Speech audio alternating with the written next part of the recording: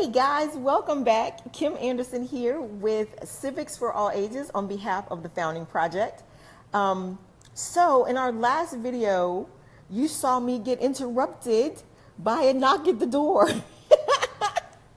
And so I want to sort of pick up there because I felt like I got a little flustered at the end, and I want to make sure we covered that info as we go into our continuing lesson on the systems of government, unitary, confederal, or federal.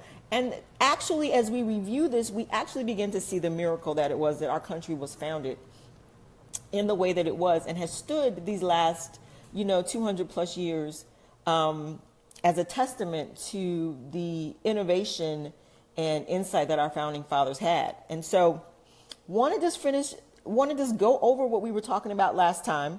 And I'm still wearing my St. Louis Cardinals hat. So you guys know, like, this is definitely for sure part two of the systems of government. And so what we were saying, we had talked a little bit about ratification and how the states had agreed to form a league of friendship, which I thought was just hilarious as a name for like a government, like you're going to be the League of Friendship. That's so awesome.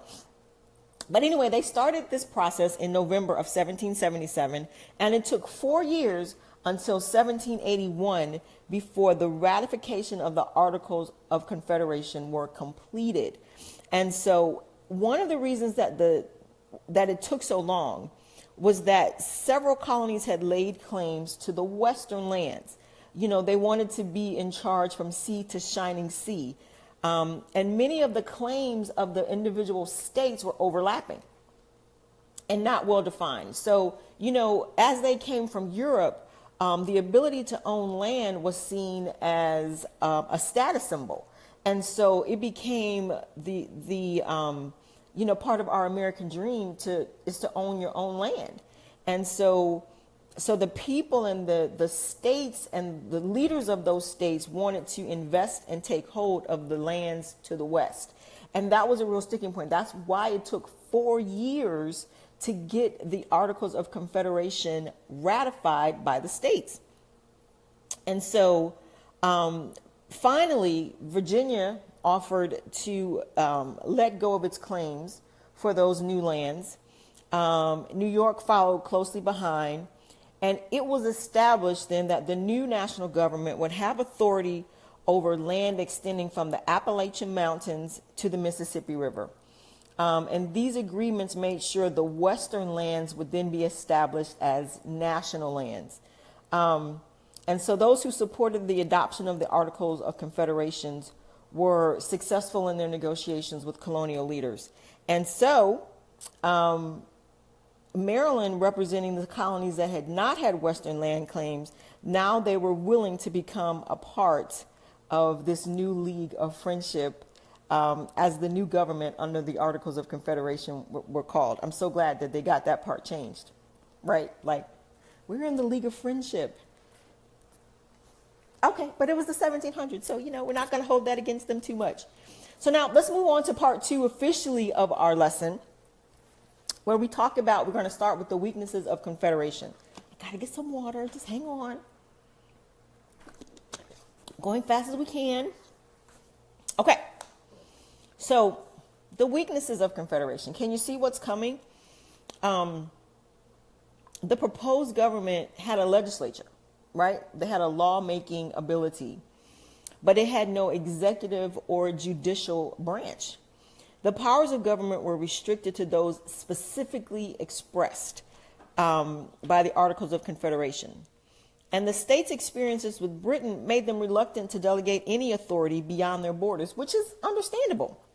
They weren't all gung-ho to give this new federal government all this power and authority that they have fought so hard to get free from England. I mean, that makes sense. But the Confederation Congress could not tax or raise an army for the common defense, nor did it have any authority regarding interstate or foreign commerce. And so, understandably, in terms of roles and relationships, citizens generally felt more attached to their state governments and more involved with their state governments than they did with any broader national government. And the states wanted to keep most of the power at their level, which once again, at that time, was understandable. And so there are a couple of things that actually came about that just created real conflict. One was currency, because imagine there was no federal currency. So there was currency maybe in Rhode Island and currency in Virginia or currency some other places, but those in Rhode Island didn't have to take the currency in Virginia. And so paper money started to come about, but it had no real value because at that point after the war, things were backed up by silver and gold, which at that particular time was really hard to get a hold of. So states started issuing currency, but it wasn't, you could only use it in that state. And if someone came from another state, it's worthless to them because I can't take Virginia money and go to Maryland, and I can't take Maryland money and go to Pennsylvania. So it was just a real mess, but there was no federal government. There was no overarching government entity to say, hey, this is how we regulate commerce. So there were no courts. And so once again, you can see the restrictions that were put on the confederal government. There was really nothing they could do. What happened was that statesmen in the lesson, they talked about how George Washington invited some people over from Maryland and the people from Virginia. Now, if you know anything about how that looks, the Chesapeake Bay is in the middle between Maryland and Virginia. And so the Virginians weren't letting the Marylanders, fish or do whatever in the Chesapeake Bay. And so they were having conflict. There was no way for them to resolve this issue. So George Washington invited them over to Mount Vernon. And so there were statesmen, and they sat down and talked about how to best work this situation out. So what did Maryland do? Maryland invited Pennsylvania. And so what did Virginia do? Virginia invited some other colonies and states to all come to Mount Vernon to discuss how best to handle these situations. And so you could start to see the peeling away of this is not going to work for us long term because George Washington isn't going to be with us forever. And so even though everyone respected and loved George Washington, he could not be the reason that things got resolved. There needed to be some other systems that were put in place. Can you see how that, because each state was still operating as its own nation. So I just found that incredibly interesting. And again, I keep saying it's a wonder that we are even here 200 plus years later because they had such conflicts. And how do you get past it? I mean, I really feel like we want to give them so many kudos for stepping out of the box to create something new. Because these problems between the states, these were real issues.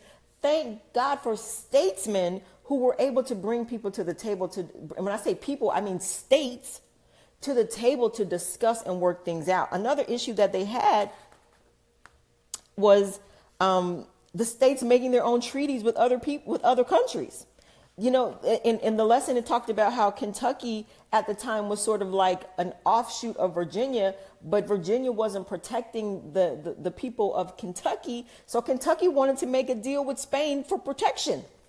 Hello, it's like, so all this stuff is going on and happening, and they're forging still this new nation. And states are doing what they want to do, and the federal government is restrained, and they finally came to a balance and understanding that, oh my gosh, we need both. We need both strong states and a federal government. And so a federal system, finally that federal government was birthed and born, which probably came with a great deal of weeping and gnashing of teeth, it sounds like, because they had such real issues state to state. And so the federal system is one where the governmental powers are shared by the national government and the territorial subdivisions such as states and counties in the United States. In this system, the national government also has the power to act directly on the citizens with each state. For example, in a government with a federal system, the national government can impose taxes directly on individuals. Now, don't we know that? Don't we know about the IRS and how it can tax us individually? And then our states can tax us too. But it is not at the mercy of state governments to grant such authority. So today, the United States is the most successful form of a federal government. In a government with a federal system, some document, usually a constitution, establishes the guidelines by which the powers of government are shared. So in future lessons, we'll examine in detail how the writers of our Constitution devised a plan for government that is still unique among the nations of the world. The sharing, the separation, and the limitation of powers, the three branches of government, and the system of representation all help to guarantee the strength of this country and the security of its citizens. As informed citizens continue to exercise the freedoms that they enjoy and fulfill their responsibilities in serving this country and the future of our nation. So the federal government, it's like so brilliant. And I really don't understand why other countries don't adopt our system of government, but that's on them. Hey, it's all good. But really the forging of a federal government, it seemed so painful just to read some of the stories and some of the issues and some of the struggles that the states went through in order to get to that point. So we're grateful that they had the fortitude to, to last through those confusing times after the Articles of Confederation and actually birth a constitution that would be able to stand the test of time. So with that, guys, I'm going to end this lesson, part 2 of the systems of government. And I'm going to go into our next lesson, which is called the nature of representation. I really think you're going to enjoy it. So look forward to that. This is Kim Anderson, Kim in all caps, with Civics for All Ages with the Founding Project. Now, I want you to go to Facebook if you haven't already and like their page.